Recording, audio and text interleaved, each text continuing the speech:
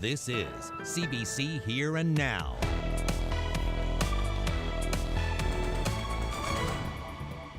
The planned cut of more than 20% to Memorial's operating budget is as big of a challenge as this university has ever faced. The announcement to changes to tuition is massive. It's a huge jump and it is terrifying for students. This program today is designed to ensure that lower and middle income families have access to an affordable education. Can't help but think if this were an oil company looking for investment, would we be having this discussion? The big thaw at MUN. After more than 2 decades, Memorial University is lifting the tuition freeze. It'll cost new students more than double to attend. But the province says it will offer more grants and loans. Well, the weekend's going to start wet, but as we get towards Sunday, conditions improve. With the borders reopening and tourists trickling into Newfoundland and Labrador, it appears there's a new issue. It's going to be a lot harder for some tourists to get around. The road to recovery has been really hard. This is just one more hurdle. I'm Jeremy Eaton, and I'll have that story coming up on Here and Now. Good evening and welcome to Here and Now. I'm Anthony Germain. And I'm Carolyn Stokes. The rising tuition at MUN is the big story tonight, and we'll get to that in just a moment. But first, some other news to tell you about. Yes, we start with a tragic story on the West Coast, another fatal accident involving an all-terrain vehicle. This time, a young person under the age of 16 has died. The accident happened in Hampton. Police say an ATV was speeding on Main Street yesterday evening when the young driver lost control and went over an embankment. The driver, along with a young passenger, were both thrown from the vehicle. Now, both were wearing helmets, but police say the driver's helmet wasn't properly secured and it came off in the accident. The driver died at the scene, while the other young person was taken to hospital with minor injuries. This is the 3rd ATV death in the province so far this year. And an update now on that incredible close call on the highway we showed you last night on Here and Now. Police have charged a 43-year-old man from Lon with a number of driving-related offenses, including dangerous operation of a vehicle causing injury. The harrowing incident happened earlier this week on Route 220 near St. Lawrence on the Burin Peninsula. A truck traveling on the wrong side of the road forced several motorists off the highway. Police say the vehicle that captured this dashcam footage was then sideswiped by the truck. The driver suffered minor injuries. The truck driver then left the scene. Police located the driver a short time later, but say the man gave officers a false identity. He now faces a slew of charges, including driving while suspended, passing while it's unsafe to do so, and failing to identify himself following a collision.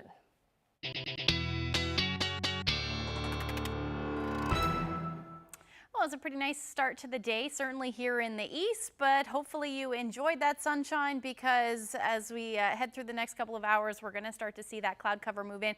Has done so so far across most of the island, including up across Labrador. And the reason why we're seeing this, you're starting to see the fog roll in as well, is because we're starting to see some of that moisture, some tropical moisture move in, and that will continue to do so. This will be the remnants of Tropical Storm Elsa. It's going to lead to very humid conditions as we head through the day tomorrow. We're going to hang on to some of that humidity as we get into Sunday for eastern areas, and then dry out for the rest of the island. So I'll get into all the details. We'll talk about how much rain is on the way, because there are a number of rainfall warnings in place along the west coast when I come back.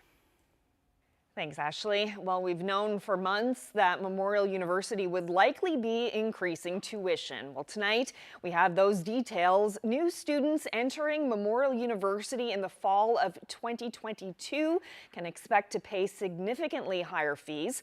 MUN announced today that a dramatic drop in funding from the provincial government is forcing its hand and will result in an end to the long-standing tuition fee freeze for local students.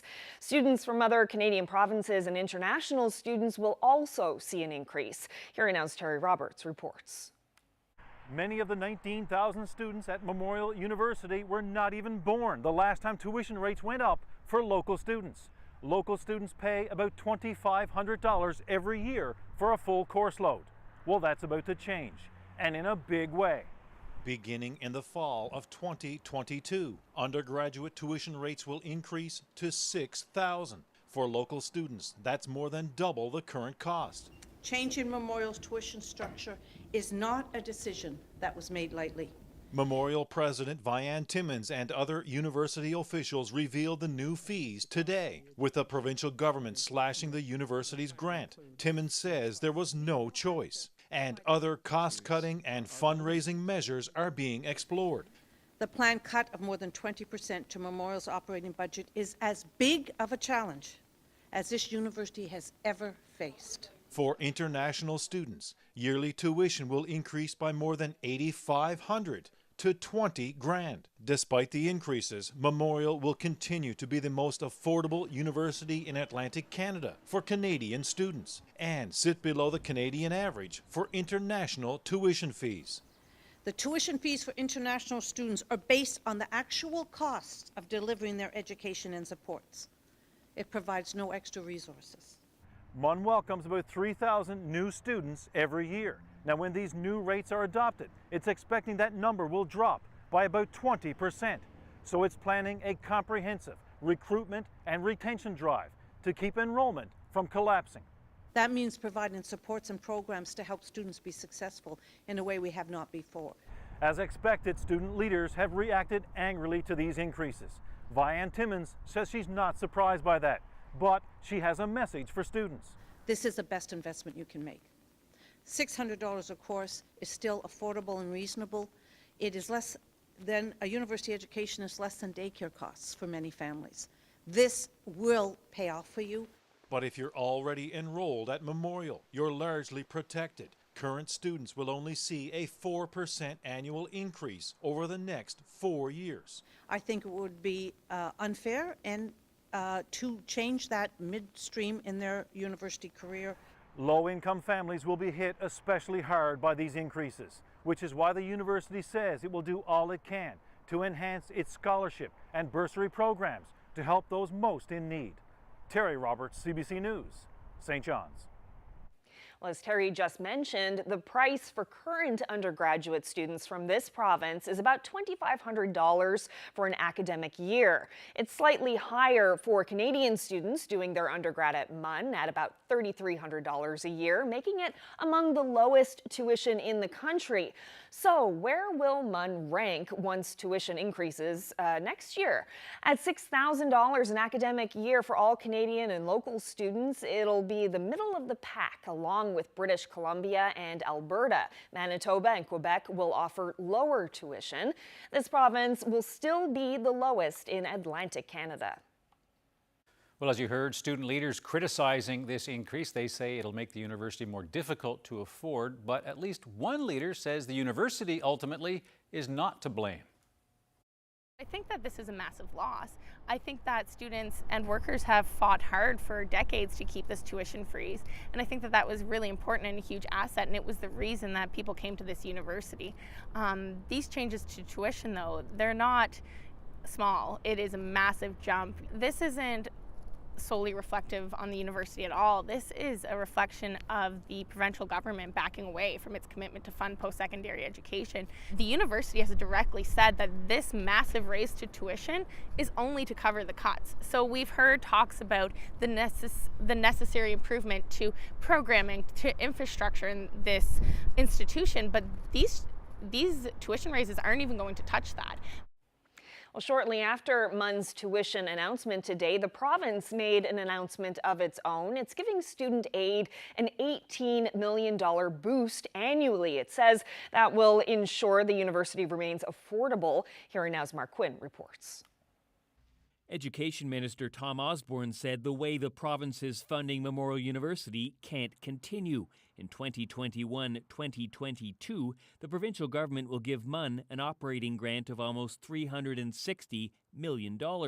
It is not sustainable for the provincial government and the people, the taxpayers of Newfoundland and Labrador, to continue to subsidize Memorial University at 76% when universities across the country are at an average of 45%. Today, the province announced it's going to spend about $18 million more on student grants to offset tuition hikes. By providing eligible students with a non-repayable grant of up to an additional 3,450 per year, which is over and above existing student aid programs. But make no mistake, it is reducing spending on MUN. Over the next 5 years, the $68 million the province gave MUN annually to maintain the tuition freeze will be phased out.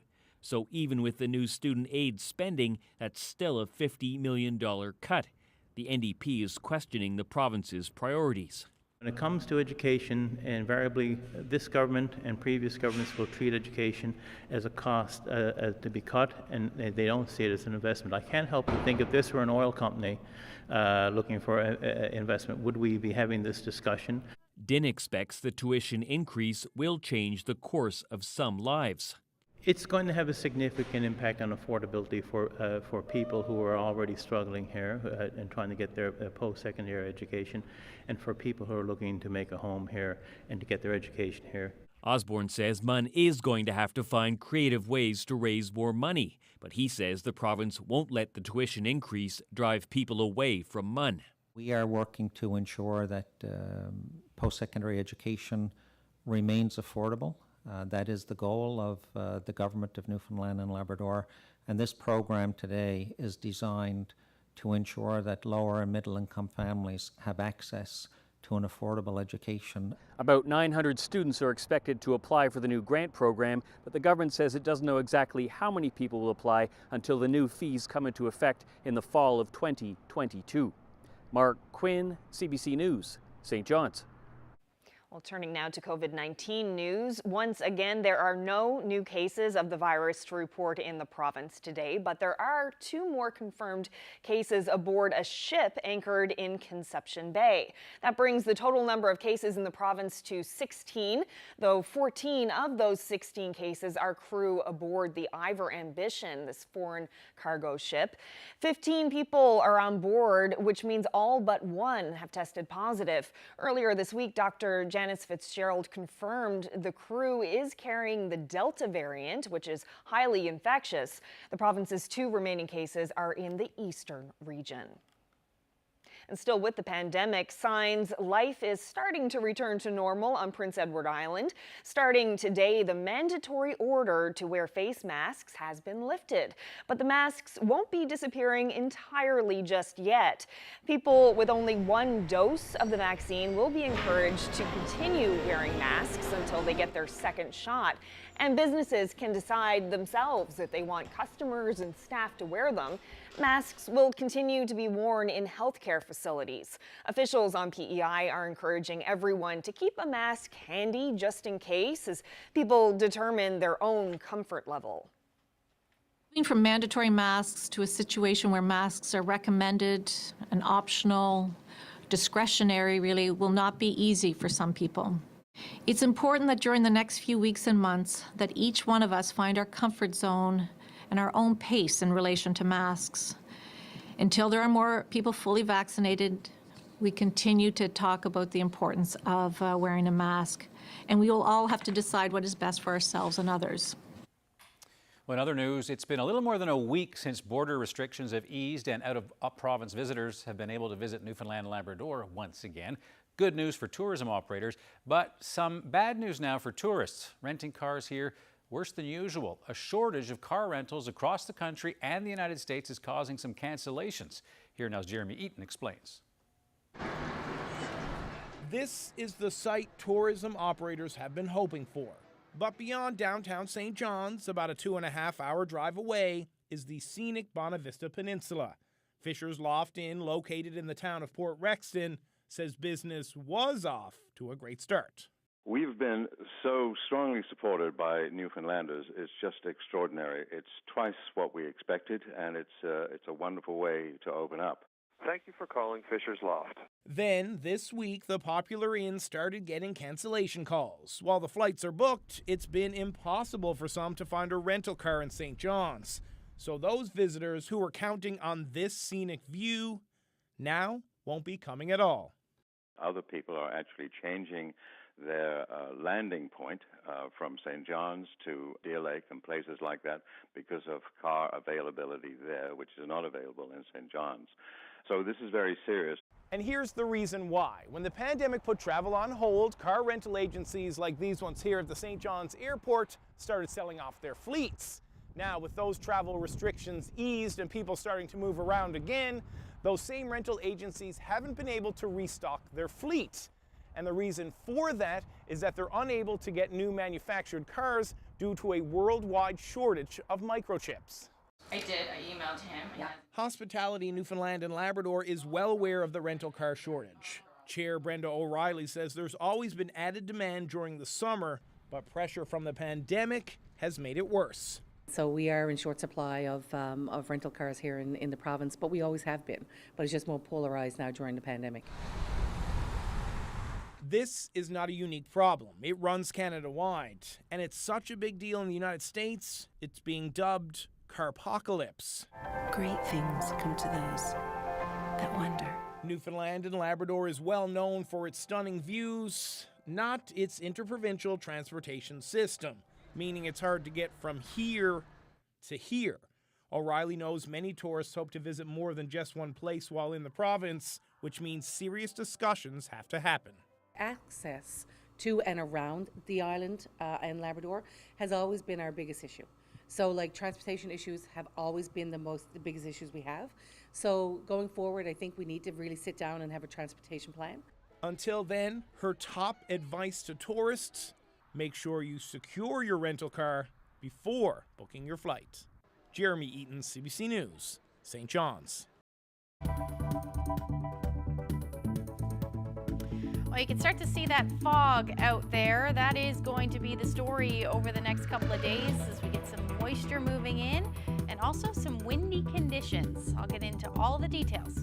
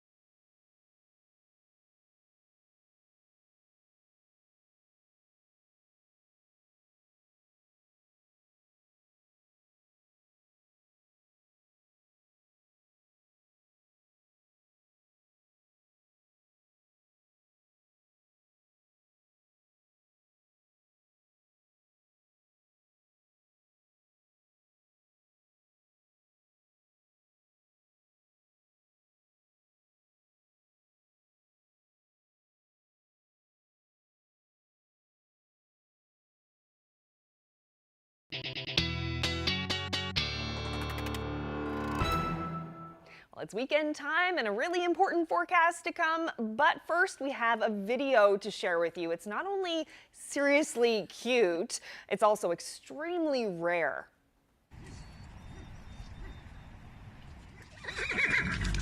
Oh, that is 13-day-old Opal, the first and likely only Newfoundland pony born in the province this year. Yeah, both of Opal's parents are registered Newfoundland ponies, and with less than 500 in the world, they are members of an endangered breed. Wow, that's a whole lot of hope resting on Opal's wobbly legs, but she doesn't appear to feel too much pressure right now. She's all about kicking it with her mom, Princess, and touring around her new home in Parsons Pond.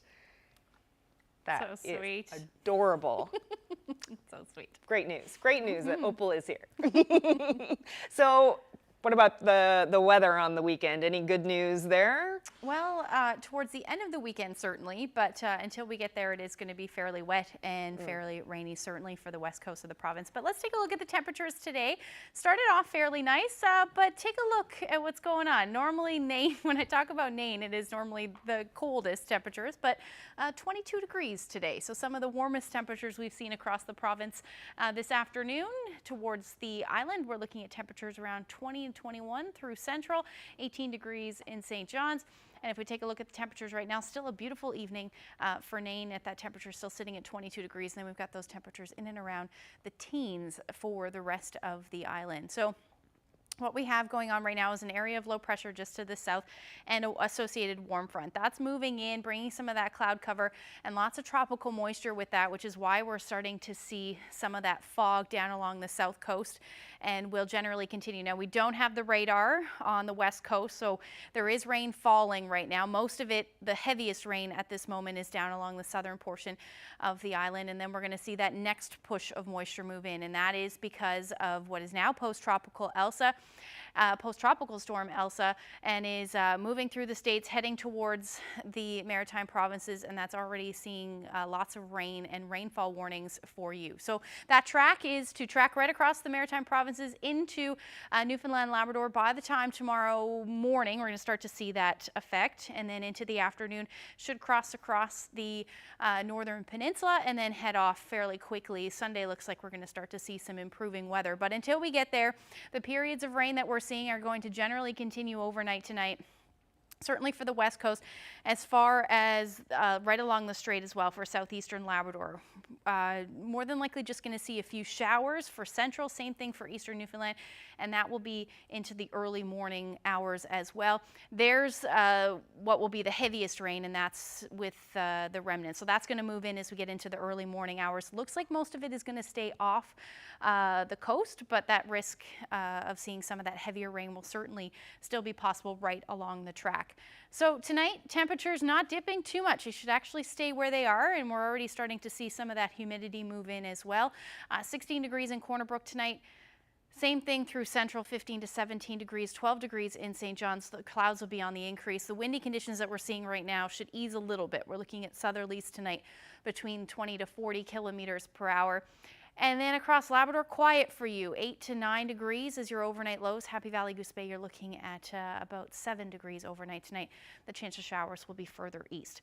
So there's the remnants there. They'll move through, track right across the northern peninsula. So you'll see heavy rain tomorrow in the afternoon.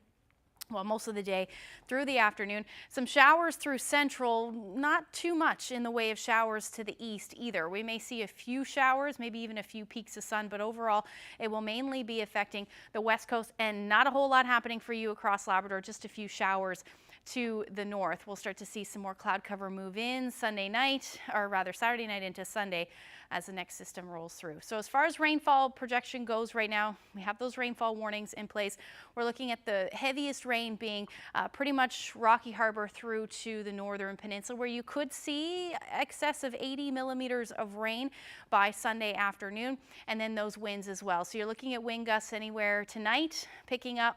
The strongest winds will be in the morning, and they'll head east. So we could see gusts about 60, 70, even 80 kilometers per hour in those exposed areas through the day tomorrow. By Sunday, looking fairly nice. So temperatures tomorrow will be fairly mild, 17 to 24 degrees, 25 in St. John's, and then nice up across Labrador as well, 22 degrees in Happy Valley, Goose Bay, 13 in Nain, so your temperatures are going to drop. The other thing you're going to note tomorrow, with those mild temperatures, 18 to 25 degrees, we're looking at dew points between 15 to 17 degrees, even 18. That's when we start to get sticky or uncomfortable. So you're going to note it's going to be fairly humid tomorrow. Things will dry out as we get into Sunday, both because of the humidity and the rain, but I'll get into all those details when I come back.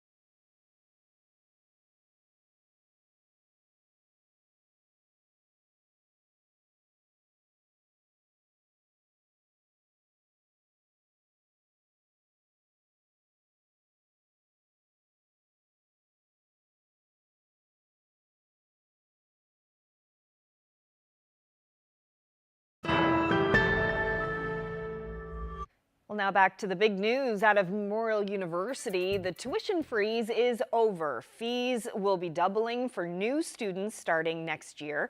I spoke with MUN's president, Vian Timmons, this afternoon about the decision. Big day today. Tuition freeze has been in place for over 20 years. Now that's going to be ending, and it's under your watch. How are you feeling about that legacy? Well, I wish it wasn't under my watch. But I took on this job knowing there'd be challenges, and when you see a challenge, you find a solution and you You do that, and that's the job of a president. What do you say to the students and the parents, you know, the people who are going to be paying so much more now in tuition fees? What do you say to them about why this is the right thing to do right now?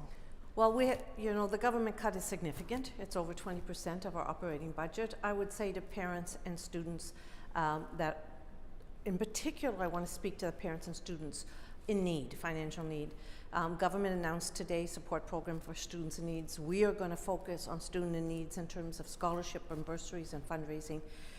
No student in Newfoundland and Labrador should not go to university because of finances. And I also will say to them, bursaries, student loans, scholarships, that's how I got a university education and how my 5 brothers and sisters got a university education. And you know, it's still accessible. We're still the most affordable university in Atlantic Canada, and that was a principle we wanted to hold dear. And will you be able to keep it that way with the increases that will be coming incrementally over the years? Well, it will be the most affordable, or close to, because what we put in the incremental increases is the average tuition increases in Canada. So as we go up, so do our colleagues and other universities. What will be the ripple effect of this, do you think, in the university? Well, we will also have to look at covering inflationary costs, and so efficiencies will still have to be looked at. We'll still have to look at generating revenues, new partnerships.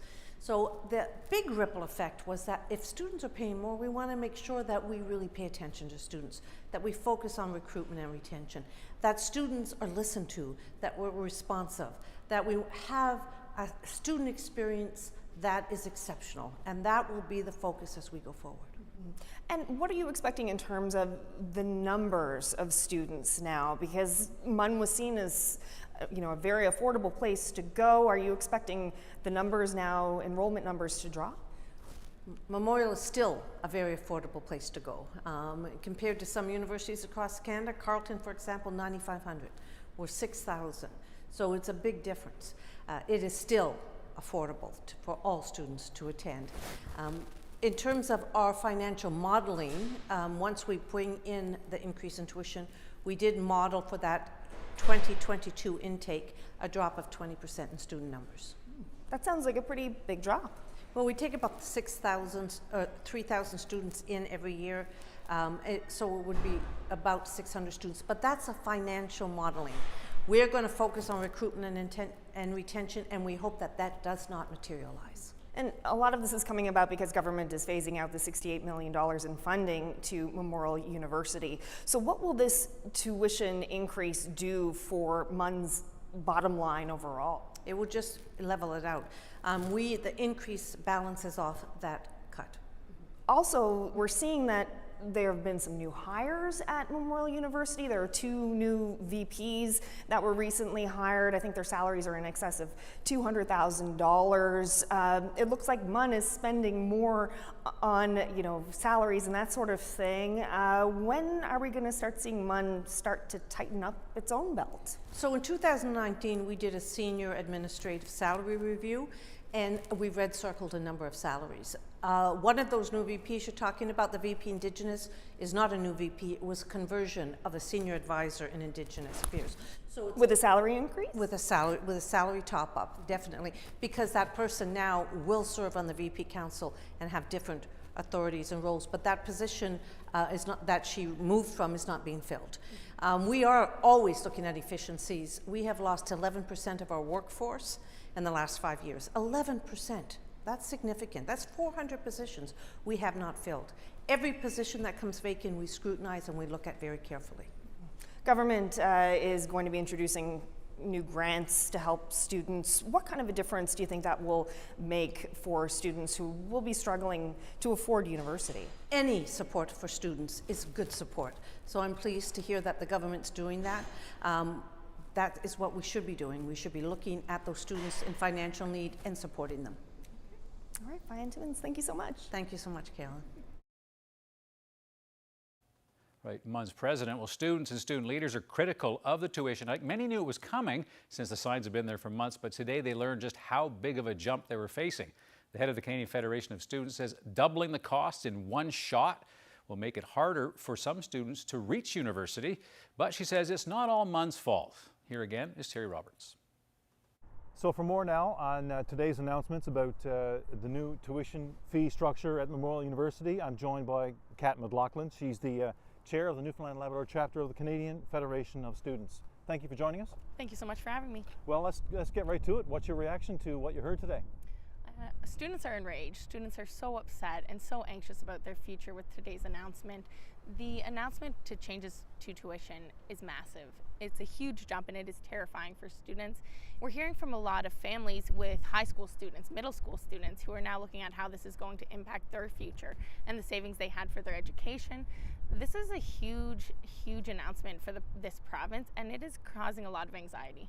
As the only public institution in this province, the government has, for a very, very long time, upheld this institution as a valuable and important asset to the province. And I think that that's been very, very important to this province, but also what it has done is allowed students from across the world to come into this province, come to Newfoundland, and they wouldn't have otherwise, and make this place a home. It also encouraged Newfoundlanders to stay here, to grow up here, to have families here. So I think that this is a massive loss. I think that students and workers have fought hard for decades to keep this tuition freeze, and I think that that was really important and a huge asset, and it was the reason that people came to this university. We have seen over the years that the Newfoundland government really prioritized education in this province. They really supported Memorial University and recognized the value to the province. These cuts, they're a result of backing away from that commitment. The university has directly said that this massive raise to tuition is only to cover the cuts. So we've heard talks about the necessary improvement to programming, to infrastructure in this institution, but these tuition raises aren't even going to touch that. This is only to cover the cut by government. So what we need is a government that prioritizes education. You know, we're hearing that the government wants young people to dig us out of this mess. Young people are the way of the future. We're not seeing that reflected today. Right. Now the province will be unveiling today its response to this, and we're told that there will be a lot of money for bursaries and for forgivable loans to help, needs-based help for students who need it. Is that not enough? No, so a needs-based grant program, it's really important. It's something we have advocated for years. It's important to see that because it is additional funding for students. However, it's very, very limited. So needs-based grant program will only be in place for Newfoundland students, first of all. So we need out-of-province students in this province. We need international students, and these are the folks who are coming in and helping with our declining population and our aging population. But these students aren't going to receive any of those supports. We directly asked and clarified with the university that there is no plan in place to support out-of-province students, to support international students. And government funding packages like the needs-based grant will only support Newfoundland students. Beyond that, we actually see that these kind of grant programs don't actually tend to support the most directly marginalized. It tends to actually go to mostly middle-class families. So a lot of students who are most marginalized, who have the most difficulty accessing post-secondary and might not have those structural or family supports, they're the ones who aren't able to access the structures to then receive the grants. So we're definitely happy to see more needs-based grants. It's going to be just a small fraction of the students who are going to need those supports. So there's about 19,000 students here at MUN, and about 3,000 new students enter MUN every year. MUN is projecting that number of new entrants here could drop by 20%. What do you think, how will that change the face of this university? Well, I think that we're going to see that most reflected in international students and out-of-province students. We talk to a lot of out-of-province students who they're factoring in a lot of cost. Tuition's only one part of it. So myself, I came from New Brunswick. So for me, I lived right next to a high-quality university, and that's where most people from my high school went. But I came from low-income background, so I laid out the costs, and tuition was very low here. However, the living costs are very high. You have to factor in isolation. You have no access to the rest of the country. Travel costs are very, very high. So for me, it was sitting down and looking at a budget of what's my tuition, but also what is 2 plane tickets a year. And you know, the cost of groceries, the cost of gas, everything in Newfoundland is more expensive. It's very, very expensive to live here, and these students are factoring that in when they're deciding to come here. The original tuition rates were affordable when you're factoring in all those costs. Now we're losing that. It's going to really decrease the draw, I think, and it's taking away the competitive edge that the university had. Now, the president today, Vianne Timmons, said that she's taken part in sit-ins when she was a student. She protested. She expects some blowback from students. So what will the fight back look like from you and your fellow students? Yeah, so it's been interesting because we've seen this administration really talking about the value of student pushback, but we're kind of being cut out of each step. For example, students tried to join the Board of Regents meeting last night where this decision was actually made. They were asked to leave when it came to the component to talk about tuition. We also went to the press release this morning and we were met with locked doors, and we were told by campus enforcement that we weren't allowed to come into that meeting. So it's hard because we do really want to have a dialogue, but these decisions who are ultimately impacting students the most, the students aren't at the table. So, Kat McLaughlin, I expect we'll be hearing a lot more about this issue in the weeks and months to come. Thank you very much. Thank you so much.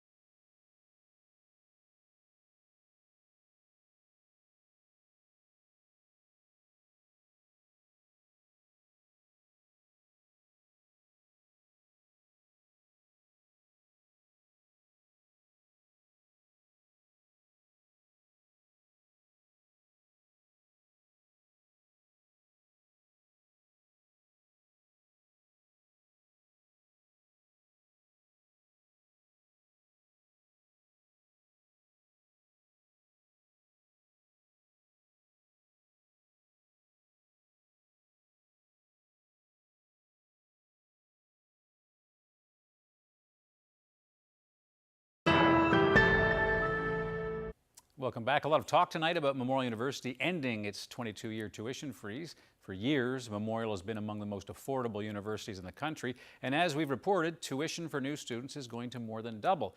Well, MUN isn't the only institution experiencing major change these days. For decades, the University of Calgary has been the go-to school for those who are eager to work in Canada's energy sector.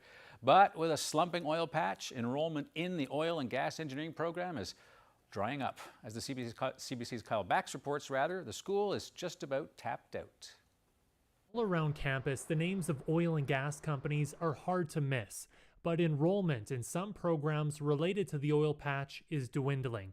That's why, after almost 25 years, one of the University of Calgary's flagship courses is being suspended. It's really been a great program for us. It typically used to be a high demand program. Enrollment in the oil and gas engineering program has fallen into the single digits. Instead of graduating about 40 students a year, in the last 2 years, just 7 grads completed the program. The downturn that we've seen over the last several years, I think, is relatively unprecedented. We have not seen that before. The last 7 years in the oil patch have been dismal, with low prices and thousands of workers losing their jobs as companies slashed expenses. Looking to the future, students are also seeing a changing energy landscape, with growth in renewables, geothermal, and hydrogen. That's why alumni and industry veterans aren't surprised that's where education is shifting. Students and professionals want to be set up for the longevity of their career. So you're always going to have to adapt and change. So it's just a whole new business opportunity for Alberta. We shouldn't look at it as a negative thing. It's a very positive thing.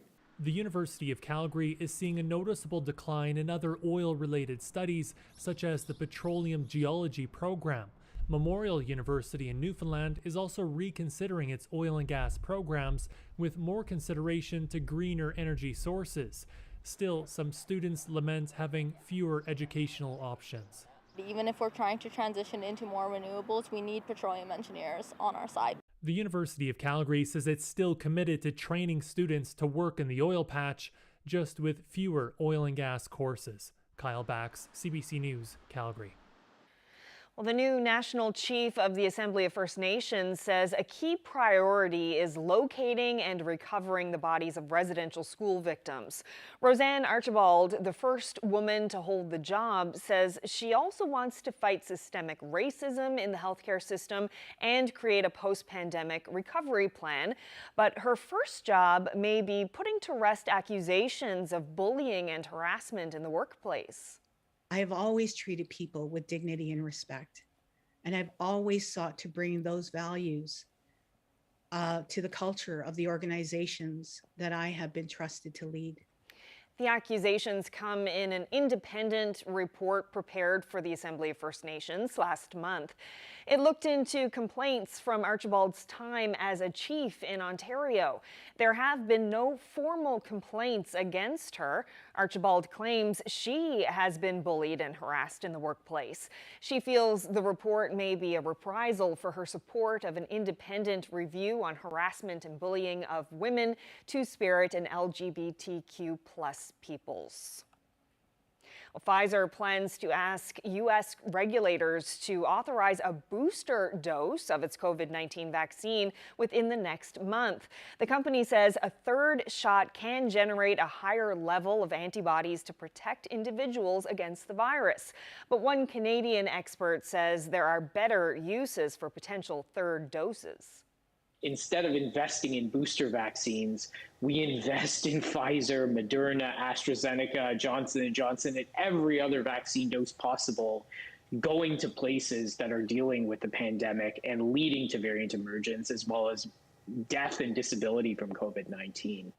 Now, the doctor also says a small percentage of the population could benefit from a booster, but a global perspective is needed in order to get at the source of the issue and bring the pandemic under control. As for Pfizer, the company says it will produce 3 billion vaccine doses this year and 4 billion in 2022.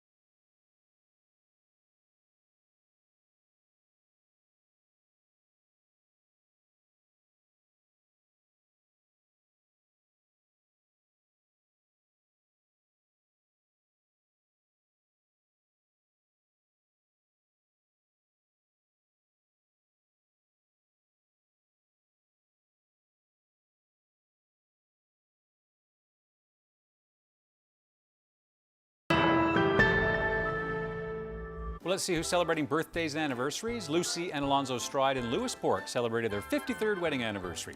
And a happy 50th anniversary to Leonard and Rita Clow in Middle Cove. Happy 64th anniversary to Lorne and Verna Moss in Eastport. Happy 51st anniversary to Frank and Jerry Making. Happy 60th wedding anniversary yesterday to Nolan and Florence Young in St. George's. Happy 63rd anniversary to Jack and Laura Keating from Lon. Pearl and Carl Milley in St. Anthony are celebrating their 66th wedding anniversary today. Congratulations. Happy 50th anniversary to Maxwell and Barbara Pottle in Rigolette. Happy 53rd wedding anniversary tomorrow to Claude and Linda Dunn in Conception Bay South. Happy 56th anniversary tomorrow to Jim and Marie Suley in Heart's Delight. Happy 68th anniversary today to Reverend Lockley and Mrs. Phyllis Feander, originally from Fortune, now living in St. John's. Happy 64th anniversary to Garf and Mary Tiller in Corner Brook.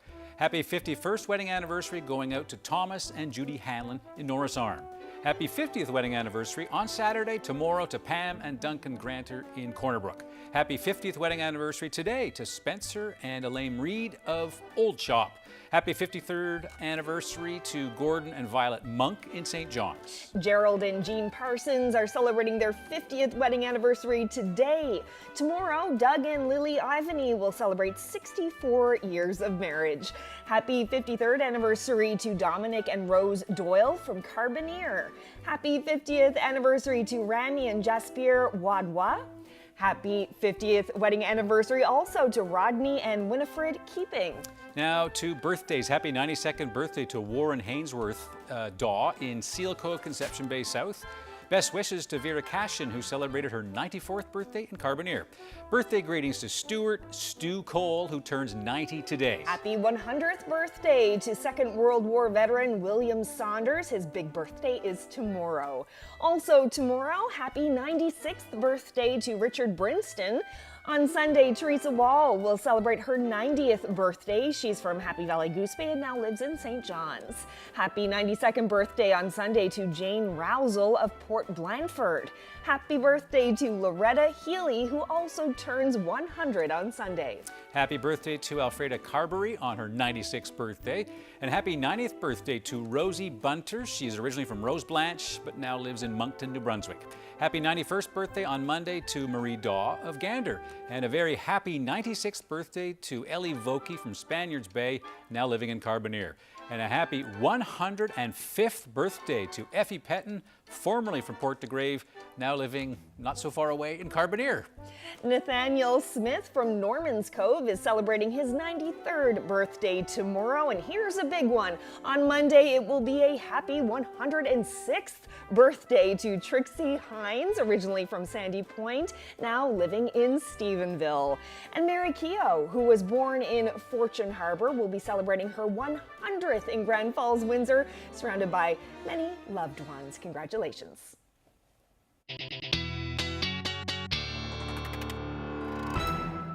Another fine crowd. Congratulations once again. So Ashley, tomorrow some rain for parts of the province, but what about Sunday? How's that looking? Things look much nicer on Sunday for parts of the province anyway. We're going to see some cloud cover likely stick around for the eastern areas of the island, and probably some rain as well. Now, it will depend on how close that system gets.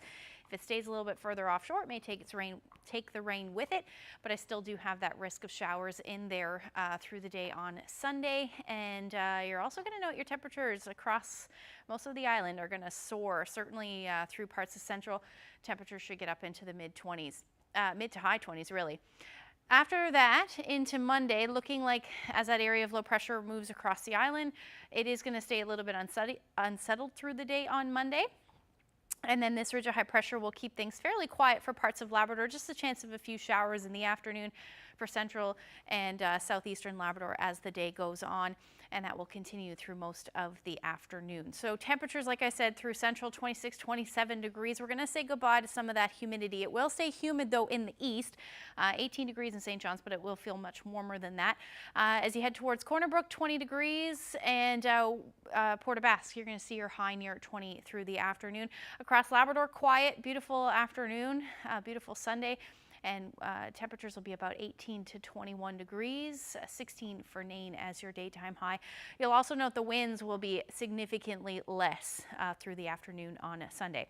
So get into Monday, going to keep that chance of rain in for most, maybe a few peaks of sun in the east, 20 degrees in St. John's, back down to about 23 to 25. So still beautiful for your Monday as far as temperatures go through central, 16 degrees in Corner Brook. Keeping that temperature in the 20s up across Labrador as well. Lab City 21 degrees is your daytime high on Monday, 19 in Happy Valley Goose Bay, but a little bit of a dip in temperatures for the Northern Peninsula as well as southeastern Labrador as your highs sit around 12 to 14 degrees through the day. After that, we get into Monday, Tuesday. Unsettled conditions will continue. You're going to see a little bit of a dip in temperatures for St. John's and eastern Newfoundland as well, and that's because we see that wind shift to more onshore. By Wednesday, recovering 20 degrees, and actually the end of the week next week looking fairly nice, and you can already see that as far as those temperatures go for central and western Newfoundland, back up into the 20s, high 20s by midweek, and that will be the story to end off the week as well. Now for eastern Labrador, quiet for the start of at least the middle of next week, 27 to 24 degrees, and then we'll see that chance of a few showers for western Labrador by the time we get into Wednesday, your temperature hovering around 20 degrees. Had to share this photo. Great shot. Misty morning at Big Falls. Jim Pink shared that photo with us. And if you have any weather photos that you'd like to share with us, send them to nlphotos@cbc.ca. Successful as I was, but what a beautiful place to be, Big Falls. Did you go fishing in that particular area? No, but I recently did an interview there. The water's still quite low when I look at that photo. It's beautiful, but I know fish have come in, although the water's still actually really, really low in many places. So all that moisture from Tropical Storm Elsa or post-Tropical Storm Elsa should help with that situation. Good, bit of water. Yep. Yeah, and it looks like the weather is going to be pretty nice heading into midweek next week for a lot of places. Back up into the mid-20s and some sun and clouds. A little bit of roller coaster ride till we get there, but it's always nice when we get to the top. Yeah. Well, for now, it is the weekend, and I hope all of you at home have a great one. Yeah. We'll see you on Monday. Good night.